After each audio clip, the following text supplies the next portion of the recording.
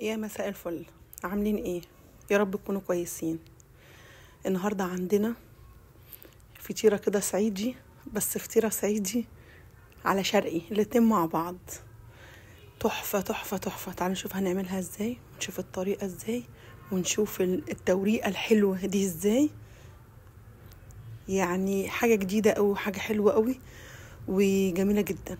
معانا كيلو دقيق، هنحط عليه معلقه سكر، هنحط عليه ذره ملح، وهنبتدي واحده واحده. معانا الكوبايه دي حوالي 500 ملي ميه بما يعادل نص لتر. ومسكت كده ايه واعجن بالراحه.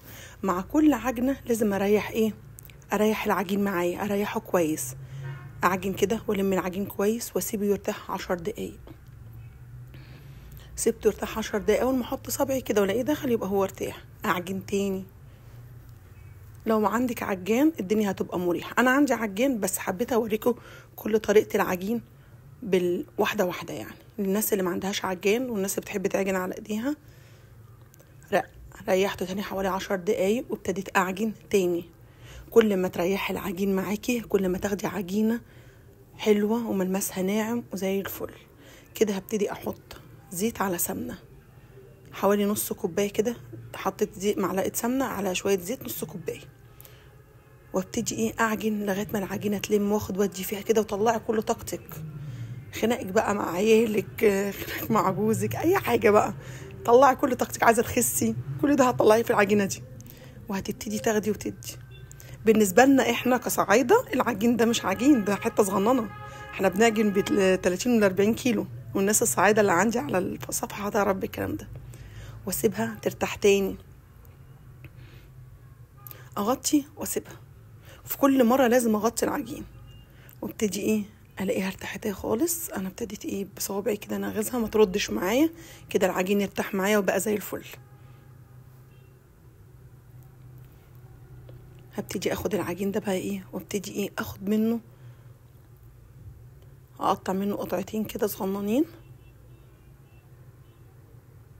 يعني انا اخد ربع العجينه واقطعها على 2، واخد العجينه الباقيه وابتدي افرد بايدي كده. وافرد بقى بالعصايه بتاعتي او بالنشابه او زي ما بتقولوا عليها، او فردت العجين. دي عندنا في الصعيد اسمها النشابه، دي بنفرد بها عجين المرج زي ما انتوا شايفين كده.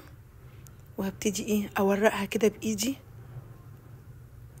وافردها، اورق وافردها، اورق وافرد بالحنين كده بايدي، عشان العجينه طريه معايا خالص، فانا مش عايزاها تتقطع مني. هفردها بايدي كده. وابتدي احط بين كل الطبقات سمنه وزيت مع بعض، بقيه السمنه والزيت بتاعتي، وافرد اول قطعه. انا قسمتهم على 3 قطع صغننين عشان التوريقه بتاعتي، واقفل بيها العجينه. هتشوفوا في الاخر. معانا بقى هنا حبه لحمه مفرومين، ما عندي كانوا في التلاجة متعصجين وجاهزين. وهنا عندي سجق بلدي انا محوجاه ومطبلاه وعاملاه. واي حشو عندك، حشو جبن، حشو زي ما انت شايف، اي حشو. جبنه موتزاريلا بقى. وهبتدي اظبط العجين بتاعي. عايزه تحطي فلفل الوان، عايزه تحطي فلفل، عايزه احط طماطم، اللي انت حابه حطي. الحشو ده ليكي انت. انا حبيتها بس كده حشوه لحمه، ميكس لحمه مع سجق وبس. الفطيره دي بتاخد اكبر صينيه عندك في طقم الصواني. هبتدي اطبق، ومن كل طبقه وطبقه لازم احط مسحه سمنه وزيت مع بعض زي ما انتوا شايفين. ابتدي المها من كل الجوانب كده واخليها تاخد شكل الدايره. الصينيه بتاعتي اهي، اكبر صينيه كده. وابتدي افرد بايدي بعد ما العجينه بردك ترتاح.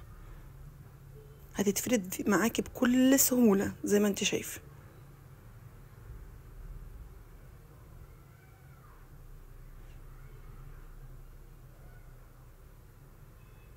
حابه تحطي حته قشطه من فوق الوش زي كده، زي ما انا عامله على شويه جبنه موتزاريلا دلوقتي، اعمليها. حابه قبل ما يعني بعد ما تستوي شويه تحطي الكلام ده بردك كويس. اللي انت شايفاه حلو بالنسبه لك اعمليه. مش حابه تحطيهم خالص بردك مش هيأثروا معاكي في اي حاجه. وتحطيها على درجه حراره 200 على الرف اللي تحت الاوسط، وتسيبيها بقى لغايه ما تاخد لون من تحت. ولو حبت تاخد شويه بالشوايه ولعي لها الشوايه واطفي من تحت، وهيطلع معاكي بالجمال الجوس القمر ده. كانت طلع تحفه وبالهنا والشفا.